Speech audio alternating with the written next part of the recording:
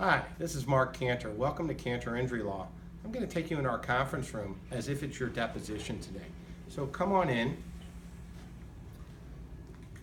We're going to have a seat. We're going to talk about what a deposition is and what you need to know. The most important thing about a deposition is the preparation. And I'm going to prepare you in this room before your deposition. We're going to set up a time to meet. Maybe a day or two before, maybe an hour or two before, depending on the case.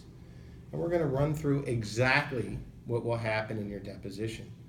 And now I'm preparing a video for you so you can watch this in advance. A deposition is a sworn statement under oath. So when you come in this room, I'll be sitting right next to you, and the defense lawyer will be sitting where I am now. There'll be a court reporter that's sitting over here, and she'll be typing down everything you say.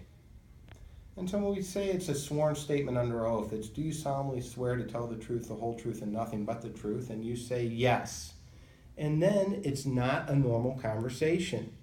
But a sworn testimony is nothing to be afraid about because you're not going to lie anyway. I'm not going to tell you to lie. I'm not going to ask you to lie. I don't want you to lie. What I want to do is be an advocate for your position in the case. And your deposition is the one chance that the defense gets to speak to you. So we're before trial. So we're going to talk about how to smartly answer the questions so that you can be prepared and so that Cantor Injury Law, myself, and my associate attorneys can win the case for you. So I'm glad you're here and I'm glad you're watching. There are 4 parts of the deposition. The first part I call the introduction. The defense attorney is going to ask you questions about your name, your age, your date of birth. Some of these questions are rude, but we've made your person an issue in an injury case.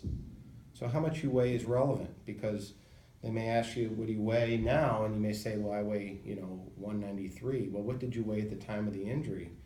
I weighed 170. Well, why did, can you explain the difference? They may not ask you that snowball question, but the difference is that now you're immobile. You can't move and you're eating all the time because you have this terrible back injury or whatever, the knee or whatever the case may be, and you're not walking. And so you've gained weight because you're sitting around. And all of a sudden that becomes relevant. That becomes an issue that I get to talk about at trial. So we want to answer those questions, even the rude questions we want to answer. The other thing I need to tell you is that because it's not a normal conversation, and because this court reporter's typing everything down, you can't say uh-huh or because that doesn't read well. And I'll show you what. In the end, this is just the case that I just recently resolved, and these are the depositions from that case. And they're marked as exhibits to get ready for trial. But everything that is said is written down, and it's in question and answer format. So, and this question is, the brachius plexus is one of the major nerve bundles that goes down into the arm. Was the answer, and the question is, did you check that? And the response of the doctor is, I did not check it.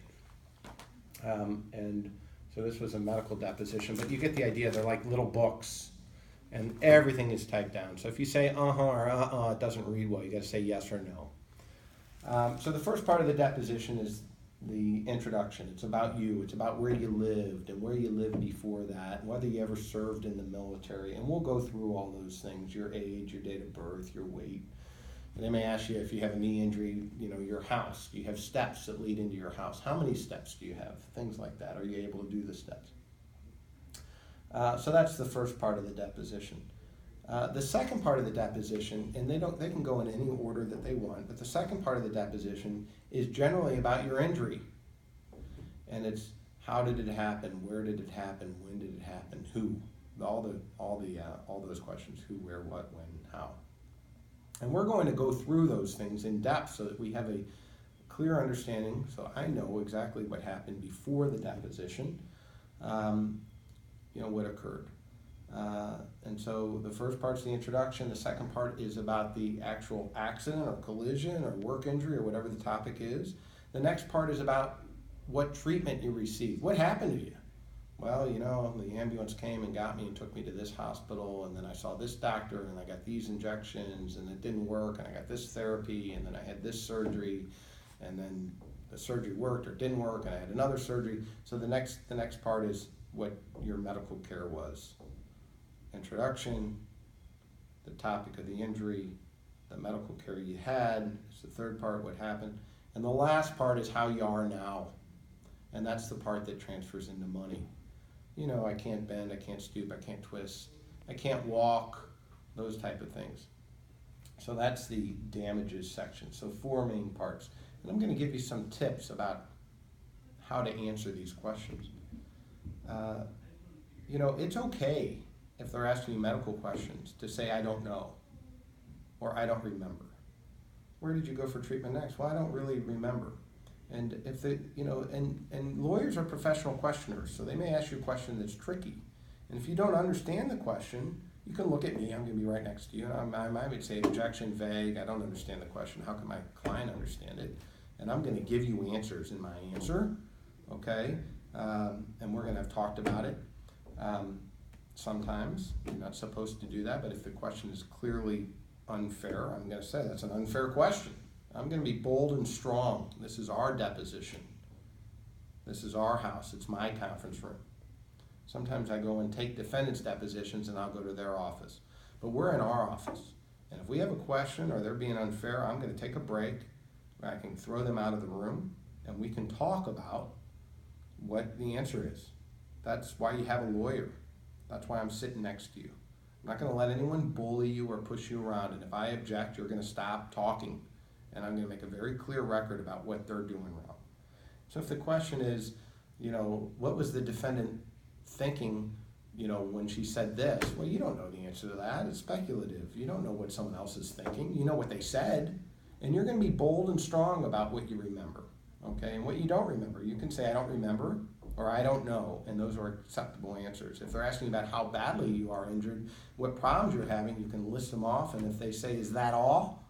Are those all the problems you're having? You're going to say, well, that's all I can remember right now. You're not going to close the door, because at trial you might think, oh my God, I forgot about this problem. I can't lift my grandchild. And I should have said that. Well, you can still say that at trial. So what they're going to do with this deposition, with your sworn statement, is they're going to use it at trial. And they're going to say, well, do you remember when I took your deposition on, you know, March 9th, 2016? Well, yes, I do. Well, do you remember I asked you this? And they're going to read it back. Okay, and so we're going to have all the answers right. And that's what I do to the other side. So I want you to be unafraid. On the difficult questions, I want you to think about the answer. Take a breath. It's not a rush. We have time.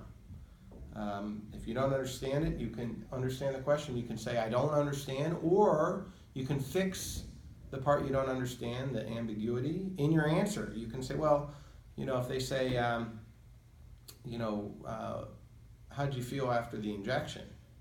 Did that help? And you say, well, I don't know which injection you're talking about. If you're talking about after the first injection, yeah, I felt great. After the second, it was just okay. After the third, it did nothing, and that's why I had the surgery. Because that question's vague. You had 3 injections, you don't know. So you can clear it up in your answer, or you can ask them to repeat it, or I might object and say it's vague. Which injection are you talking about? So you're going to be firm, you're going to be honest, you're going to answer concisely. You understand it's not a casual conversation. It's not like us chit-chatting over a beer. That's not what's going on here. You're sworn in. It's an unusual conversation because the defense, although they may be very kind and nice appearing, they're using this to try to win their case. And we are going to win your case, because if it's not true, I don't want you as a client. I handle cases that I believe in. I'm going to have you prepared. I got some new marketing materials here, your file folders that you're going to put. I got 2 different versions. You're going to put all your medical records in, so when you come to prepare your deposition, we're going to have all the records that you've had since the beginning of your case. People ask me, when is the case going to be resolved? Remember, we're in litigation. So we filed a lawsuit or a claim for compensation, as the case may be, and they have a chance to do paper discovery, which is your written interrogatories, and that usually occurs before your deposition. And now we're doing the depositions of the doctors and of you and others, and then the next step is the trial. Your case is not going to be done if we're in litigation until we do the depositions. And that just says, hey, here we are, we're coming, we're going to trial, we're prepared, we know what we're doing. So listen, if you have questions about your deposition or any parts of this, I invite you to call me at 314-628-9999. I hope you watch this deposition video in preparation for your deposition, because it'll save us some time. You know the general rules. I'm going to repeat them real quickly. Only answer the questions that are asked. So if they ask you how old you are, you don't tell them how much you weigh. Think about your answers. Take a pause. It's not a rush. Make sure you understand the question. If you don't understand the question, ask them to repeat it. If I object, don't answer. I'll tell you whether I want you to answer. I object, invades the attorney-client privilege. They're asking you something about what I said. You're never answering that question. No judge is going to make them answer that question. Our attorney-client relationship is solid, and they don't get that information. If I say objection is a collateral source, some private insurance paid, I may still let you answer the question. I'm just preserving the record for trial. Don't close the door on your damages. So, you know, what problems are you having? Well, I have headaches, I have neck pain, I had a neck surgery, I have a scar, I can't bend, I can't twist. What other problems? Well, you know, I kind of feel bad about myself and I'm depressed. Well, what other problems? You don't say that's it. You say that's all I can think of right now, because later you might think, oh, I can't lift up my grandbaby. Be firm in your answers, be truthful, be honest. If they're asking about what other people said, you get to say it. And it doesn't matter if you get it exactly right. If the accident was a year ago and they're saying, well, what did the person say when they got out of the car? Well, they said, I'm sorry. Well, did they say, boy, I wasn't paying attention, I'm sorry? Or I'm sorry and I wasn't paying attention? Doesn't matter. You're saying what you think they said. That's what they said. That's what you believe they said. And you say it. And if you have another witness that says it a little bit differently, okay, that happens in life. And everyone understands that. And you're not lying. Okay? I'll never tell you to lie. I don't want you to lie. We're going to win your case without lying. But let's be advocates. Let's go in and do the things necessary to win your case with ethics and integrity and perseverance, and we will win. Thanks for watching.